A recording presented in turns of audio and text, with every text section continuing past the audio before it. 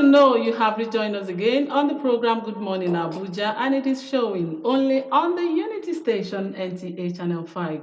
As we celebrate National Set Good Example Day today, we are still here to talk about the significance of morals, values, and the society, and have a public affairs analyst here with us as well as a counselor. Help us welcome Professor John Oket to the program. Sir, you're welcome to the program. Thank you. Good to be here with you. Good to see you again. Yes, good to see this new year. Yes. And interesting. In fact, most of your program last year were very impactful. Thank you. And very educative and informative. Thank you I so commend much. you and your television station Thank you for so doing an outstanding job over the years. We appreciate you. Thank Sir. you. Now, as we look at the significance of morals, values, and our society, when we get it right from the family level, it transcends to the society. Definitely. Now, as we celebrate National Set Good Example Day today, how can we bring on board morals, values to make our society a better place to be?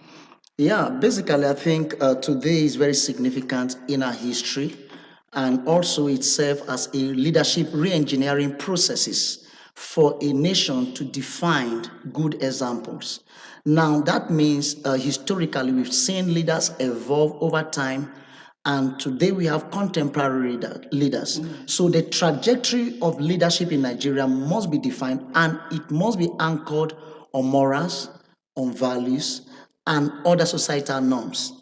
As it is today, you could see that today Nigeria lacks leadership succession planning. So you discover that in families there's a leadership deficit, in offices, in public places, even in the private sectors, there's leadership deficit. And I can tell you, where you have the needed leadership, you can see the needed development. Sure. And you can see the required impact. And so leadership is key, and that's why we need to, speak more about our values, speak more about the morals, and also take a critical look at our societal norms. Okay. Now that you are here and you said we should talk more about our values and our morals, I heard someone say that this generation, Gen Alpha, we need to explain to them in clear terms what morals, values are all about. So when we talk about morals, when we talk about values, you could give us some examples so that we could know and relate to what we are talking about today. All right, thank you very much. I think the Gen Z generation has been one of the generation that is embracing a new norm, a new normal, as it were. You understand? Then we've had the millennium generation, we've had other generation X and others. Now, but then looking forward, our approach must be futuristic in the sense that we must be able to define these morals. Okay. Now, and morals don't just come from the blues. It is family wired. First, what are the family morals? What are the family morals? What are the societal morals? What is expected of a young man? What's expected of a young girl? Now, at that point, we will be able to build a nation while at that stage. But today, people only understand about the leadership of a nation when they have either had political offices or they have political appointment. And as such, they struggle with, understanding, the nitty-gritty of such responsibilities that has been conferred on them. So, but then when we understand these morals, this is how to love Nigeria. This is how to behave. This is how to go about certain things that bothers you as a person. You're right. And because if you're talking about morals, then we must be able to talk about, do more awareness on rights of citizens. Okay. So the place of the citizenship of citizens must be very cardinal when we're talking about our morals, because where your rights stop, that's where the next person's right begin. So your morals must be all encompassing. And also, what are the values that we are observing as a people? What are these values? What are the family values? What are the societal values? For example, now people have tried to brand Nigeria as a country that has corrupt leaders. Why? But you discover that an ordinary Nigeria is a very good man. A good An person. ordinary Nigeria is one that abhors evil. But then what happened? That suddenly, when the same Nigeria evolved over time into a point in society, and then he's now branded that way. It wasn't so in the beginning. So, and that's why we need to focus more on authentic leadership, agile leadership. We must be able to look at transformational leadership, because this will help us to redefine the contemporary trends that will tend to bring about the contemporary values that will tend to bring about changes in a nation like ours. Thank you so much. Well, I tend to agree with you when you say investing into a family as a unit, because anything that happens from the family, we see it so glaring at the society. Now the question is, how can heads of homes, heads of organizations, everyone called a leader, lead by example? Fantastic. Everyone is a leader. Yes. Everyone is a leader. Everyone is a leader. Yes. As far as you're born, you are born to lead. Okay. Yes, I know one says some have leader greatness and trust on them, but then when it comes to leadership, everyone is born to lead. Okay. Some are leaders of hundreds, some are leaders of thousands, some are leaders of millions, some are leaders. Our capacity may vary, but one thing that must be in our consciousness is that everyone is born to lead, and that's why leading by example must be a thing that everyone must do. And this brings us to certain trends like emotional intelligence. Because when you want to lead by example, you must be emotionally intelligent. That helps you as a person. You must be, and you must drive from the point of, you must drive from to the point of impact where your leadership style must be wholeness. In that you depict what you stand for. Yes. You depict what you preach. You don't preach what you don't practice. So you practice what you preach. That is a question Yes. on its own. Yes. What you preach. Yes. And as a father, Yes. if you said your children shouldn't smoke, you must not smoke. And also as a father, if you're telling your children don't steal, you in that public office must not steal, because your life must be exemplary. And once you're able to have this in our consciousness, or have it as a focal point, or in our behavioral pattern, you discover that over time will crystallize a path that will tend to evolve a set of leaders that will change the trajectory of this nation. We'll be able to have leaders like Lee Kuan Yew of Singapore. We'll be able to have leaders that will be very determined to ensure that Nigerians sees transformation in every sphere and in every sector. So we must be very definite in our approach to achieving this. Okay. Yes. When we talk about morals, we talk about values as it transcend into the society. Yeah. Now, how can morals, values be taught and instilled into individuals, particularly children? We've been talking about whenever we get it right from the family. How can it be taught and instilled into individuals? Okay, fine. How it can be taught, basically, like now, I think people have called for a whole lot about the Nigerian education system, the review, and other things like that. You see, we must be at par with society that are developing, and if you look at our educational curriculum, there's a whole lot that needs to be done in terms of the patriotism, in terms of nationalism, in terms of patronage of the Nigerian brand. These things must be taught ab initio, from childhood, from our schools. We must be very deliberate about it. Yes. But at a point in time, you are in this country where even history of Nigeria was phased out of the school system. And also, if you go to our school system as we speak, you talk about a subject like government that tends to talk about governance structures, governance system. Those things are not giving credence in our schools. So what kind of leaders are we embracing? These things should be basically the rudiment of a society. And so whether you're doing sciences, like now if you get to a school where you heard someone say, I'm maybe taking sciences, I want to do chemistry, physics, biology, additional mathematics, or further math as it is. Now, some of them will tell you, okay, because I'm a science inclined person, I don't have to reason to do government or history. And then the same person will graduate from medical college after 10 years and want to run for a political office. And so he's coming with the stethoscope into that office. That is not what he's coming with. He has to come in with the values, the national values into that. So that's why I think we need to rethink this and break these walls and ensure that these things are inculcated. The entrenchment of these values from the beginning tends to rebuild better persons. And two, we must have a leadership succession plan in Nigeria. In Nigeria, I can tell you, if you get to certain countries, they can tell you in the next 20, 50 years, the kind of people that will be leaders in certain spheres, in certain sectors. They can tell you. They can tell you. Okay. And that's why even in the private sectors, they can tell you, oh, we are projecting this person. Once you come in and they know you're good, they already have a trajectory for you.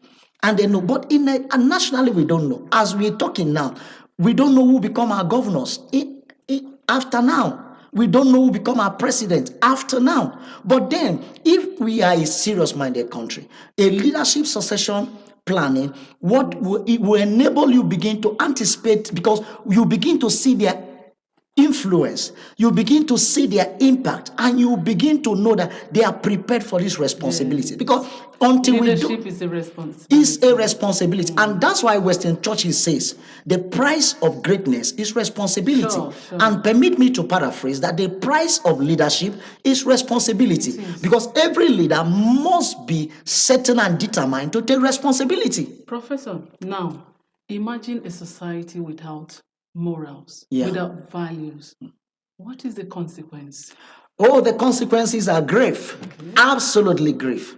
And I tell you, yes. Because one, if you fail to have good morals, fail to have good values, you will fall from the pinnacle of success into mediocrity. And that's why we have a lot of sycophancy within spheres and also corridors of power. We have a whole lot of that. And that's why you see underdevelopment. That's why you see embezzlement of government funds. And that's why you see non-enforcement of regulations. That's why you see favoritism. You see nepotism. That's why you see a whole lot of lacunas within the governance space. The consequences are grave. And that's why we must arise as a people to begin to address it. Because the resources we have in this country, I tell you, I've spoken to many leaders in some of the countries, my contemporaries, and some of them, they just wish that they were Nigerians. They just wish that their countries were located in a geographical location called Nigeria. That if they have even 1/10 of what we have, how well they should have been able to transform their countries. And so we have all these, and yet we've not been able to rise. And that's why today is a very significant and the most important day. And so the advocacy must be sustained. The awareness must be heightened. The impact must be driven about today. Our schools, our universities, our offices must be able to be in sync with a national day like this, for good example. Because we cannot risk the consequences. The consequences are too enormous. They are too enormous. Before I let you go, because I could see the fire that is coming out of you because of the love you have for your nation, Nigeria. Your parting word, your final word, your word of advice for us before we let you go, and as we celebrate National Set Good Example Day today. Yes, okay. I think first, everyone, the listeners all over the world, viewers, I want to believe that today stand as a standpoint. Today is a standpoint in our lives, and as such, we must embrace good examples. Whatever you're doing, just like the Holy Scripture says, there's nothing hidden under the sun. I tell you, you may live a private life or you feel you're doing things that no one knows, but I tell you, definitely if those things will come to limelight. Sure. And also one day you stand before your maker to give an account of that. And so we need to as well, every one of us must show good examples. Let your light shine. Let people see what you're doing. Be a model. Learn to try to mentor people. Mentor young people around you across tribes, across ethnicity. Mentor them. Tell them, let them see the importance of the good works and how it pays to be a man and a woman of good examples. Thank you so much for your time with us this morning. And as you have told us a whole lot about significance of good morals, values, and how it affects the society, we have learned so much from your wealth of experience. We do really appreciate your time with us this morning, Professor John Uket. Thank you so much. Thank you for having me. All right. I wish you a happy day. And you too. Thank you so much. All right, the program is Good Morning Abuja. Let's quickly go on this quick break. When we come back, we'll still be here to give you more. Stay with us, please.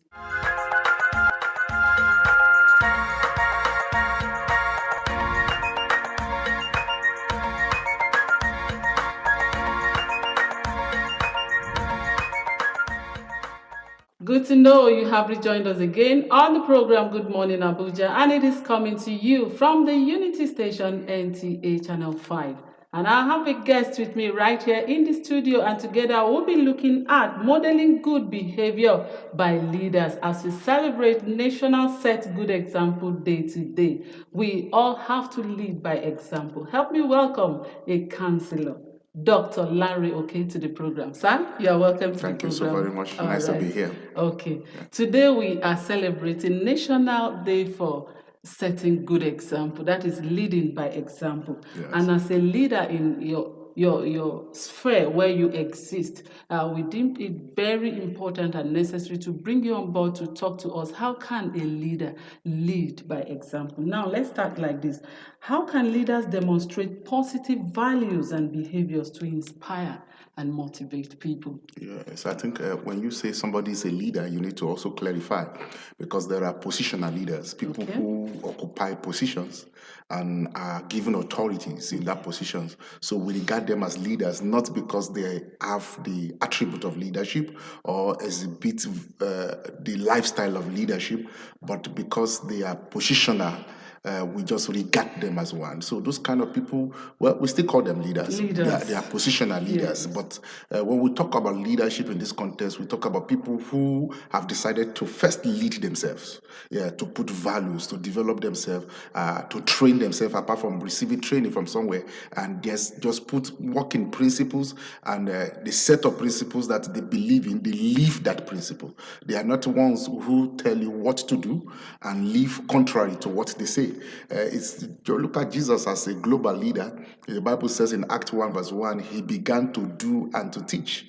So he was teaching what he was doing. He was not telling us to do this while he's doing something different. So when you talk about leaders modeling examples, we talk about people who have learned the principles of leadership, who has also learned how to lead themselves before they can now lead others. Wow. Yeah, that's understanding is critical. Okay, thank you so much. Now, there is this saying that say, is leadership inbuilt? Okay. Yes, is it inbuilt? Because there are some persons, you see them, you know that they have a leadership attribute from their toddler. Yeah, so sure. Is it inbuilt? Yes, we have some temperament that has very strong leadership abilities. Okay. Yes, what I used to tell people is that everybody is a leader, everybody is a follower.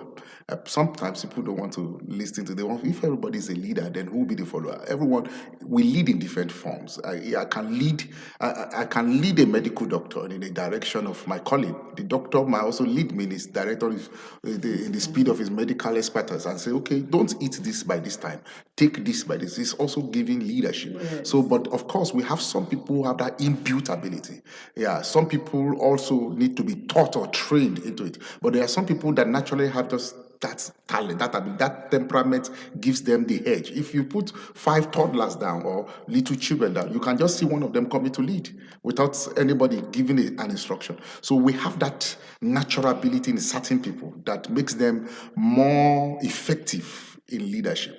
But everybody can or everybody is a leader. Okay, when you were talking about leadership by position, it is said that experience is the greatest teacher. Okay. And as you progress through life, experience automatically teaches you a lot of things, which portrays you as a leader. Yeah. Can we bring those ones into book? Yeah, well, when we say experience is a teacher, it's in context. It's a good teacher, it's in context. Not everybody learn from experience. Okay. Of course, experience is not actually the best teacher, to be honest. Yeah, if you learn from experience, it's good, but you can learn by wisdom. Wisdom is when you learn from the experience of others. I don't need to have a failed marriage to know the consequence of a failed marriage. I just need to observe someone who has a failed marriage and look at the consequences and choose not to have that consequence. That's wisdom. So when I learn from another person's mistake, I'm wise. But when I learn from my own mistake, it becomes my experience. So it is best if I learn not by experience, but by wisdom. So there are people who, from experience, have made several mistakes, and they are still not getting better thereafter. They are still not getting they're not. better. So we can't actually say maybe experience is the best teacher. Okay. Now let's bring it down to self-awareness. What role does self-awareness play in leadership ability? You know, to model good example behavior for people to follow. Yeah, because this modeling team leadership example is something that must be intentional. Okay. It's something that you are conscious of. I still insist that leadership should be a subject taught from the primary school. Yes. Yeah, it's not something that a man who has 1 year to retire is now sent to 6 months training. It's late at that point. Okay. Yeah, people should know what general leadership principles are and how to be an effective leader right from primary school, so that by the time they come in as a fresh graduate in any institution, they can lead. Do you understand? So if some people just believe that, I've seen people who started where their father ended and only to end where their father began.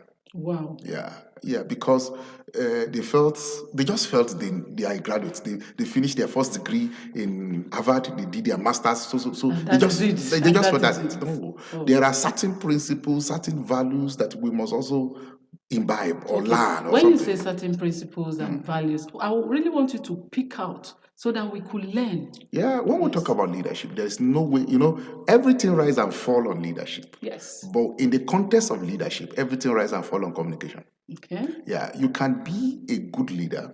If you don't learn the skill of communication, your effort will be wasted. Wow. Yeah, because your actions will be misinterpreted. Okay. So as a good leader, you must master the art and the skill of communication. There are things you want to do that you need to communicate to your followers. There is the law of buy-in in leadership, where you make your followers key into your vision and believe it and own it as their own. So you don't need to be around to monitor, to give a law, to give a sanction, to give a threat for people to work. You just communicate the vision to them. Let them own it. If you can touch their hearts, you will touch their hands. Most times we want to compel leaders to work on the hands of the followers. You must do this, you must do it. It doesn't work that way. It doesn't work. No. So the first thing is touch their heart. Yeah, be concerned about their well-being, be interested in their welfare. Then you communicate to them the vision. They will run it the way you'll be amazed. So if you want to be effective in leadership, you must master the art and skill of communication. Wow. You must be able to communicate the vision and communicate to the needs of men. Okay, very when important. You say we should master the act of good communication, yes. That will still bring me back to leadership by position. Some persons will tell you, do what I ask you to do and don't do what I do. It's a two contrary things. Yeah. How do we balance that? Yes, because that person who is speaking like that may be a positional leader who does not even know what leadership is all about. Okay. Yeah, because there are different kinds of leaders. We can be democratic in leadership. We can be autocratic in leadership. We can be servant leaders. There are some leaders that just walk by the books. I don't even care if you are healthy. I don't care if you are fine. See, the law says we should do this, and that is what we're doing. They don't take initiatives. That's why some people argue that the difference between leaders and managers. Yeah, the managers just take the status quo. Oh, okay, if this is what you say, if you tell me as a customer care representative that if anybody calls, I should just tell them, hello, how are you? So if 2,000 people call in one day, all my response will be, hello, how are you? That is a manager. Mm-hmm. But a leader feels like, okay, this other call needs more than hello, how are you? This other call requires, how are you doing? A leader will take initiative. A leader does not maintain and say, this is how you say I should do it. This is how I'm going to do it. A leader feels like, okay, this is how you want me to do it, but this situation and circumstances does not warrant I do it this way. Then can I also do something different to make this thing better than what it used to be? That's a leader. So some people, they come to positions, they come to a place of responsibility because they believe their age, their experience, their exposure, that does not guarantee effective leadership. Yeah, leadership is a skill that must be learned, that must be taught. And I want to add to it that leadership is a virtue. Yeah, It is a virtue. Now, I want you to tell us in clear terms the real qualities and characteristics of a good leader. Yeah, when we talk about, they said there's this level 5 leader, level 1 leader, that's in level 5 leadership, and in this group of studies, when they look at different kinds of leader, and they examine about 100 CEOs and discover that the CEOs that gave the best results, then they categorize them level 1, level 2, level 3. Then they came to the peak and said this is level 5, and they had some characteristics of each levels. For level 5 leadership, they said in that analysis that these guys is when you praise them, they look through the window. Wow. And when you criticize them, they look at the mirror. Yeah. When you praise them, they look at their followers, their team. Because they don't own the praise. Oh, this is a good work. They don't look at they look at the window because they look at the team who did it and give the credit to the team. And when you criticize them, they don't look at the window to look for the team. They look at the mirror to look at themselves and say, oh, I take responsibility. They don't shift the blame. Yeah. Yes. So when you talk about level 5 leaders, number one, you talk about somebody who has the understanding of his vision. He knows where we're going. Yeah. It's because it is one thing to look, it is another thing to see. Okay, you just told us about level 5. I want us to quickly break this discussion and go on a quick break. When we come back, you continue with other levels. Yes, we are talking about modeling a very good behavior by leaders for others to follow. Let's quickly go on this quick break. When we come back, my resource person will still be here to talk to us. Welcome back, and the program is still Good Morning Abuja. If you're just tuning, and we are talking about modeling a good behavior by leaders. Before we went on that break, you were trying to tell us stage 5. Okay, you can 5 leaders, 5 leaders, yes. Yeah, because there are certain characteristics for each levels, and they look at the performances of these different levels and found out that the ones who gave the best, and when they left their work still was speaking, and they could raise others, were the level 5 leaders, because they were not just people who had the understanding of where they were going. They were people who were able to communicate it to their followers. They are people who also, apart from that, had empathy. They had the well-being, the welfare of the followers in mind. They were interested in the earth before the hand.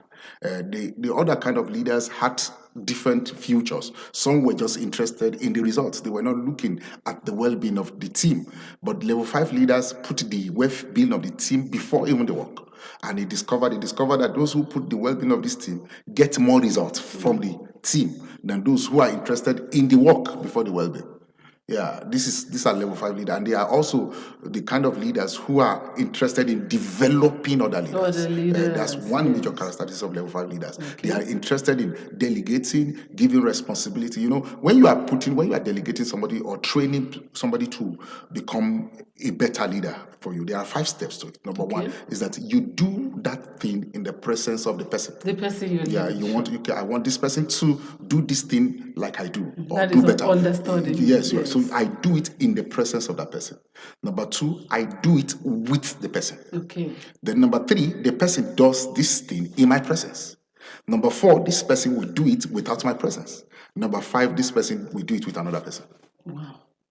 Yeah. So in that case, I can replicate myself. That's one major feature of level 5 leaders. They don't just be the boss all through. They try to reproduce themselves in others. Okay. You say we can exhibit leadership at every level, even at a family level, school, environment, your workplace, your market, in our marketplace. Now, I want you to really talk to us about leadership by transparency and accountability. Yes.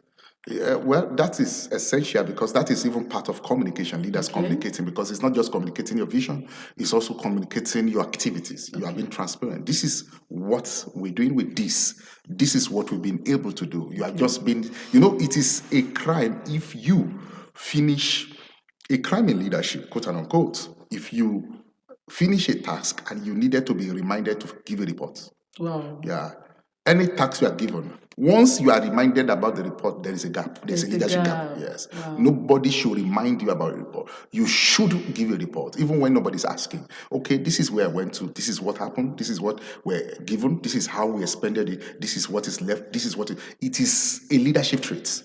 So you call your people, call them. If every leader, all our leaders come, we have less petition in the FCC. Problems. Less because this is what we have. Yeah. This is what is given. This is how it is expended. This is what is done, and you can also get input. This is our vision. So when this is the reason why we're spending like this is because our vision demands that we do this.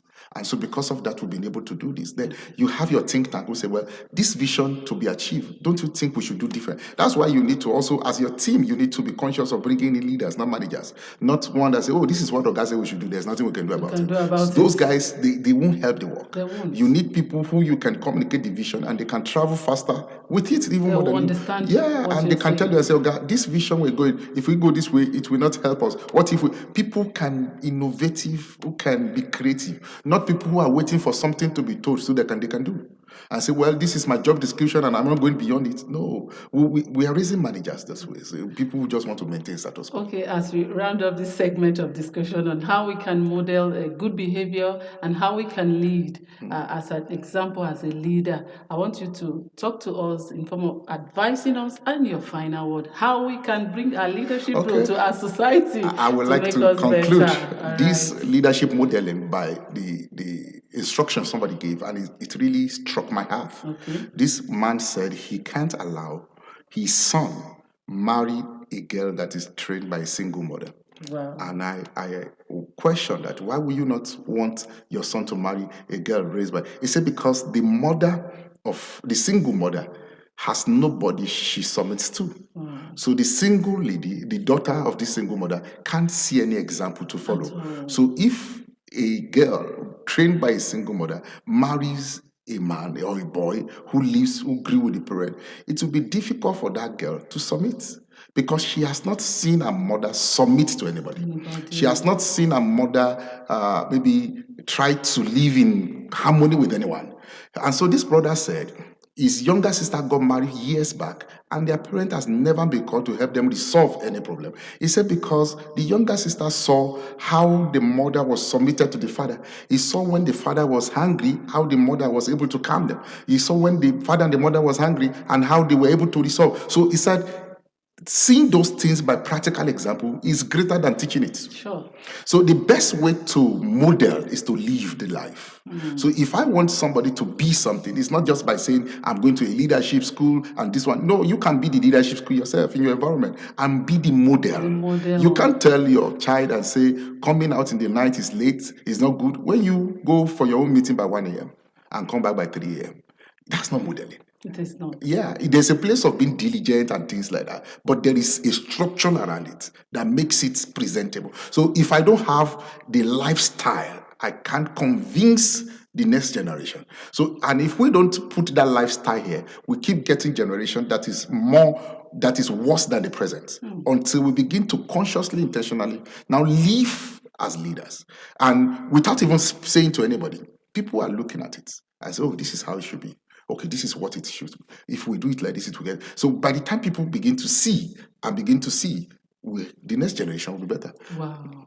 Thank you so much, Dr. Larry, for your inspirational word, for reminding us again that we must lead by example. We have to live it so that whoever is looking up onto us will just learn effortlessly. Thank you so much for your time with us on the program this morning. We do really appreciate your time. Welcome. Okay. Thank you so much. All right, the program is Good Morning Abuja. Let's quickly go on this quick break, after which we will bring to you tips on how to lead by example. Stay with us, please.